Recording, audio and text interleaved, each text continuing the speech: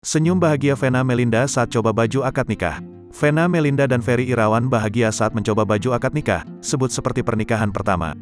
Diketahui keduanya akan menikah pada Maret mendatang. Sebelum ke puncak hari bahagia, keduanya akan menggelar lamaran pada tanggal 9 Februari tahun 2022 mendatang. Syukurnya, kini kedua keluarga pun sudah merestui rencana pernikahan Vena Melinda dan Ferry Irawan. Seserahan pun sudah dibeli oleh Ferry Irawan. Menjelang hari bahagia, Vena Melinda dan Ferry Irawan kini mencoba baju akad nikah yang akan dipakaikannya nanti. Disebutkan kalau baju akad pernikahanan menggunakan gaya Sunda. Saat tanggal 9 lamaran nanti beda lagi bajunya. Untuk ngunduh mantu beda lagi, akad nikah beda lagi, siraman beda lagi, ujar Vena Melinda. Wedding organizer dipercaya pada Madinah dan Redberry. Kita eksklusif semua acara Redberry udah mikirin, jelasnya.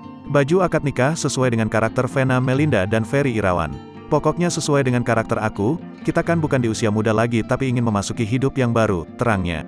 Ferry Irawan merasa seperti pernikahan pertama. Karena kayak pernikahan pertama, kata Ferry Irawan. Vena Melinda tersanjung dengan gombalan dari Ferry Irawan.